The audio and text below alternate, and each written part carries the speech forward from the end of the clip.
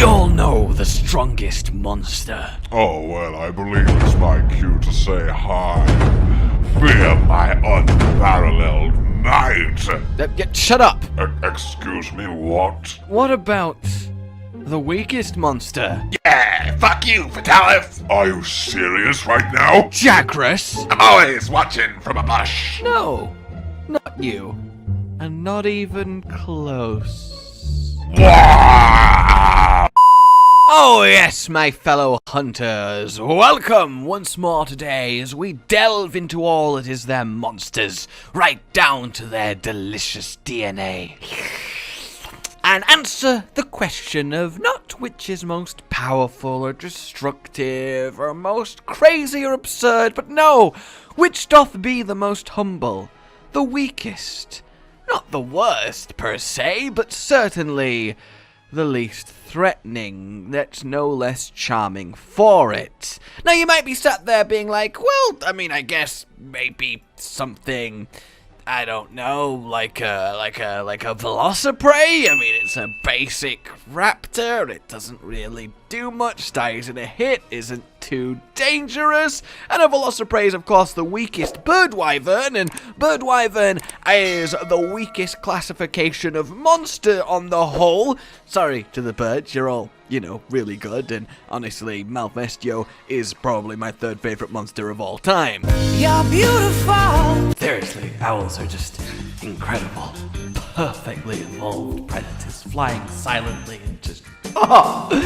But no, the answer to this question, I think, will definitely surprise you. I then imagine you might be like, well, something like the Jagras, a basic monster still, and of course the weakest fanged wyvern, but of course, well, as the intro would suggest, no, not even something like the Jagras. So what we're going to do is go category by category of monster, because obviously it would make sense that to answer this question, you simply need to examine every classification of monster, find its weakest member, compare them to each other, and, well, decide the weakest in that selection, and thus we have arrived at our results. So let's start with that methodology. Not at all hinting to any kind of twist answer or anything like that. Look, the world of Monster Hunter is fascinating, and I could talk lore and ecology for goddamn ever. So, the Amphibians! The weakest member is the Zamite, which is still, you know, a goddamn shark creature the size of a man that jumps on you and sucks your blood and chomps down on your flesh. You really don't want to be tangling with it. It's something we can write off straight away. As we can also write off the Brute Wyverns. Their weakest member is Baroth, who is still, you know, a fairly formidable, if incredibly dirty, foe. The Carapacians then provide a more, well, unworthy contender in the form of your basic Hermitar, a very small, weak, slow crab. Admittedly, you know, still fairly defensive. It is hard crustacean shell, but it's not the most worrisome of foes. So this very much is our, well, current suspect. But let's give this crabby forager an opponent, a forager of a different kind, one who is a big fan of mushrooms large and small. The Conga, the smaller Conga la la la la la la, who is indeed the weakest of the fanged beasts. Now, who wins in a fight twixt a Conga and a Hermitar? I know, it's the most incredible competition you have ever been witness to. In one corner, it's small basic crab. In the other, it's small basic monkey. In a world of giants and frightening dragons, who wins this kind of normal animal fight? Well, if the fully matured Congalala is anything to go by, well, the Hermitars aren't a fan of them. The dexterous hands and fingers, the inquisitive minds, the intelligence, relatively, in these primate creatures, means that when it comes to getting their way around a crab, it's fairly easy. So Conga wins, which means our lovely crab friend is still losing, I suppose. Next up then, let's look at the Flying Wyverns. And, well, needless to say, there isn't any that you could consider weak. Or is there? See, meet Giggy. Hello. This is a baby Giganox, the proud proud mother she is. But despite being essentially a sluggy leech kind of thing, it is classified as a flying wyvern. However,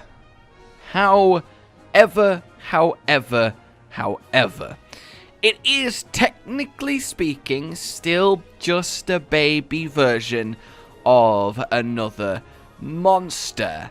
And while it does have its own separate entry, separate classification, it is perhaps a little bit disingenuous to make this the answer. You know, perhaps that is a little bit pushing it. But even if we were to give it its fair shout against the crab, well, it does indeed lose, because the Gigi can't get through the crab shell, and the claws would kill it quite soundly with a few snips. So, technically speaking, baby Gigi is the current weakest. But we continue, we march on to the Leviathans, and the weakest Leviathan is the Ludrov, the smaller Royal Ludrov, and these are still very large, fearsome predators. A lot of teeth, a lot of snap, a lot of power, you know, for their size. Yeah, they just nom nom a Gigi in one go. To the Neopterans we go then, and their weakest member is the Vespoid, who is a very, very squishy insect, yet still giant insect with one hell of a paralytic sting it is. Now this one's curious because I'm almost tempted to label it a draw. The sting would disable a Gigi, and being a baby and that size, the paralysis would likely turn to death in a underdeveloped system, but one good leap chomp with the teeth would shred a Vespoid.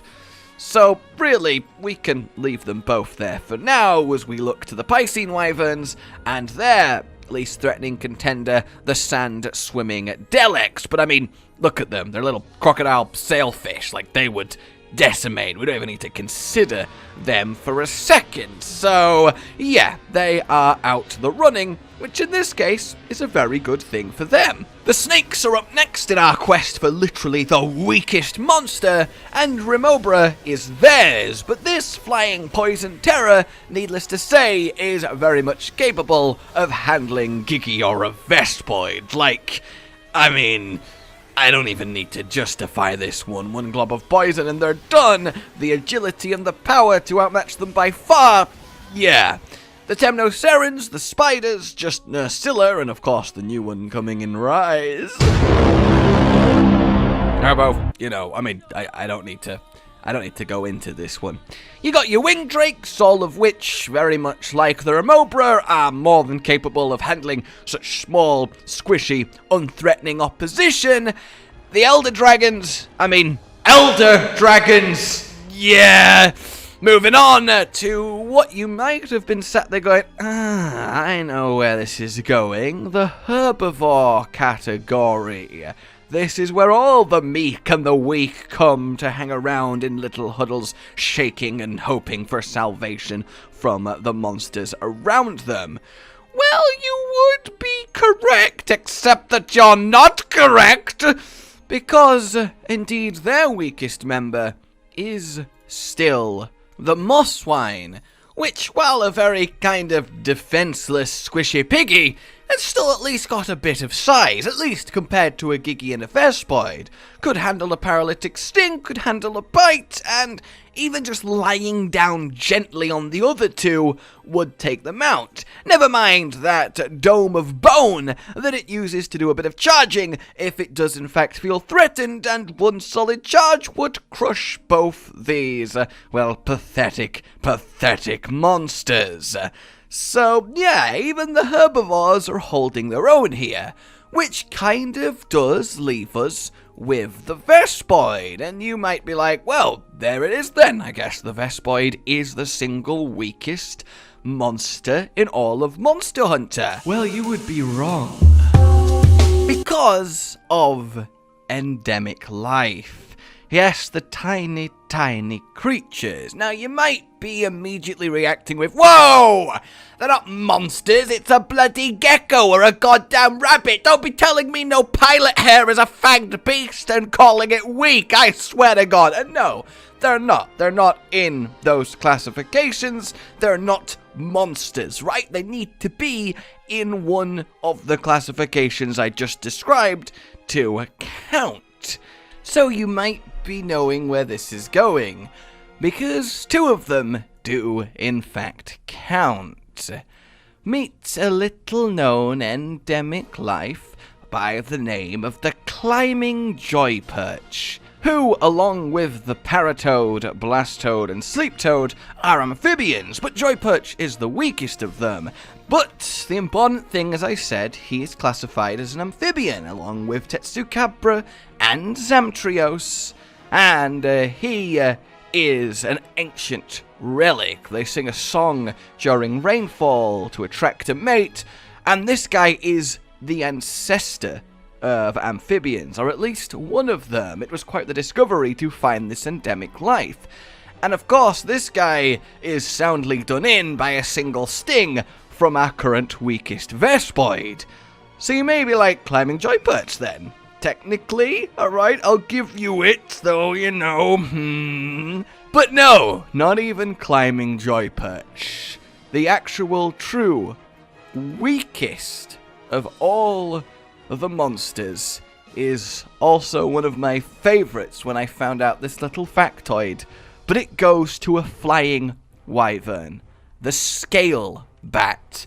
These tiny little guys, the golden ones too, in the caverns of El Dorado, hanging upside down, scattering when you go past, fit in the palm of your hands, no stronger than actual bats that exist with just slightly sharper claws and teeth, but they are indeed flying wyverns, and the ecologist makes quite the comment on that.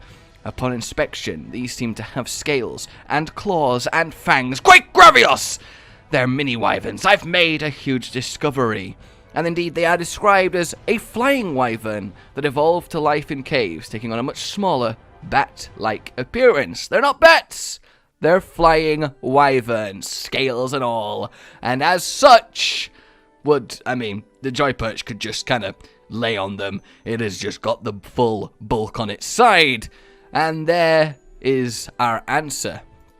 The scale bat is the weakest of all the monsters in the world of Monster Hunter. Though it does feel like I just made an entire video to go, ha ha, fuck you, scale bat, you're pathetic. When in fact it's the contrary. I think it's very cool to hold the title of, well, weakest monster, weakest flying wyvern, but still technically, you know, a flying wyvern.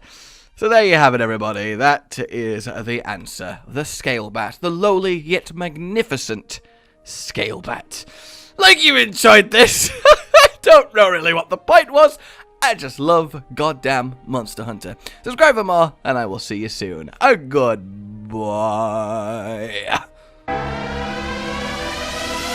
Rage Gaming with the video float. But that's all that's really relevant at the mo, but I'm still gonna leave this up so you patrons know that I love you even though the outro's no longer that kind of relevant. But the new one's being worked on and it's gonna be a truly badass song, and don't worry, I won't be doing any rapping on it. I'm gonna go now. This was shit.